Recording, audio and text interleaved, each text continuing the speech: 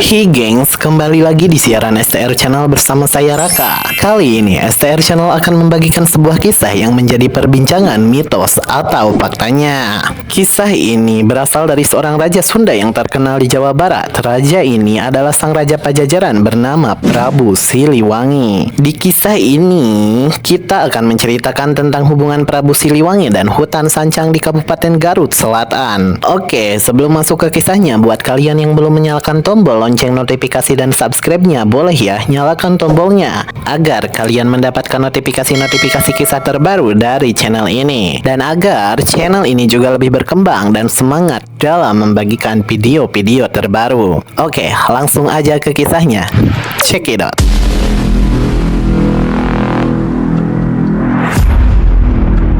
Leuweung Sancang atau hutan sancang yang terletak di Kabupaten Garut, Jawa Barat merupakan salah satu hutan yang menyimpan beragam flora dan faunanya. Namun, hutan sancang juga menyimpan cerita Prabu Siliwangi yang hingga kini masih menjadi misteri. Apa sih hubungan Prabu Siliwangi dengan hutan sancang ini? Jadi, Leuweung Sancang dikaitkan oleh masyarakat dengan sosok Prabu Siliwangi sebab legenda menyebutkan bahwa dahulu Prabu Siliwangi terakhir terlihat di hutan itu dan merubah dirinya menjadi seekor macan putih. Momen kejadian Prabu Siliwangi menghilang di hutan sancang ini disebutkan dalam sebuah jurnal karya Rosadi berjudul Legenda-Legenda Keramat di Kawasan Sancang Kabupaten Garut. Dilansir juga di e-jurnal-patanjala.kemdikbud.go.id, dikisahkan momen tersebut terjadi di abad ke-16.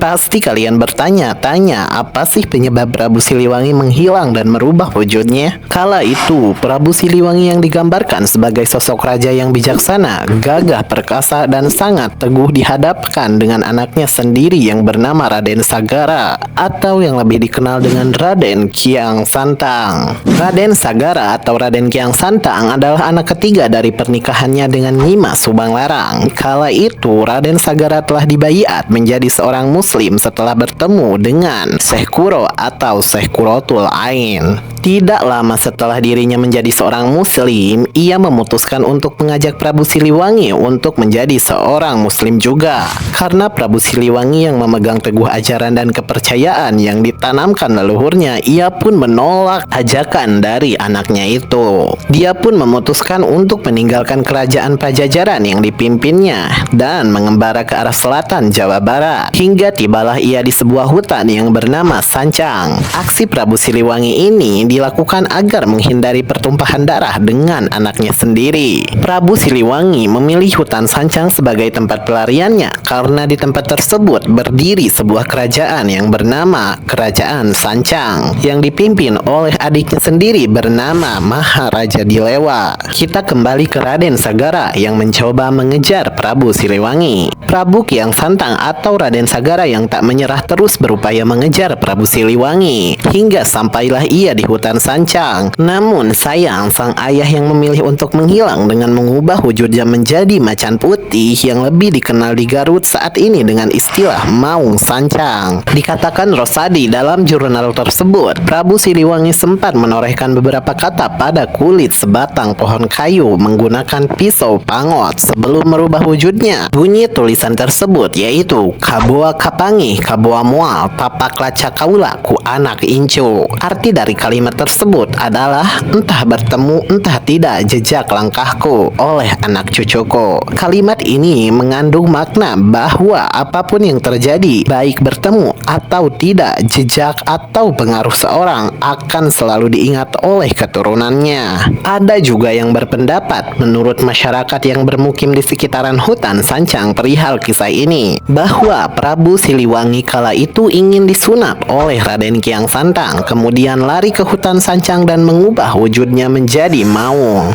Gimana nih menurut kalian dengan pendapat ini? Mungkin sama-sama aja dengan kisah sebelumnya. Jadi jika seseorang yang ingin memeluk agama Islam untuk laki-laki, ia harus disunat terlebih dahulu kan? Jadi kalau disamakan pendapat ini dengan kisah di atas, ada keterkaitannya ya. Dan tahukah kamu bahwa kisah ini di sekitaran Garut sangat diyakini oleh beberapa masyarakat? Karena menurut warga Garut, memang benar kala itu Prabu Siliwangi menghilang di hutan Sancang saat dikejar anaknya Prabu Kiang Santang. Dan kalian juga pasti tahu bahwa cerita ini sudah ada liris lagunya yang berjudul Sancang dan dinyanyikan oleh Doel Sumbing. Lantas, apakah cerita ini benar adanya atau hanya mitos belaka? Ada juga masyarakat yang berpendapat berdasarkan hasil penelusuran kisah ini merupakan buatan Belanda.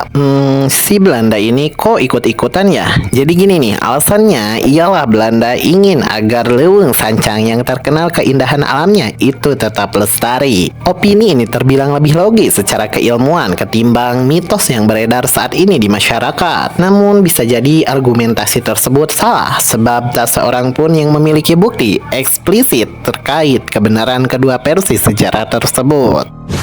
Oke gengs, itulah sekilas kisah tentang macan putih yang menghuni Sancang. Gimana nih setelah kalian mendengarkan kisah ini? Apakah kalian percaya bahwa Prabu Siliwangi sampai saat ini masih ada dan menjadi maung putih penghuni hutan tersebut? Kalau dewek sih percaya gak percaya. Namun kisah ini juga memberikan pembelajaran kepada kita tentang sejarah Indonesia tempo dulu. Mungkin cukup sekian untuk kisah kali ini. Sampai jumpa di kisah selanjutnya. See you next time.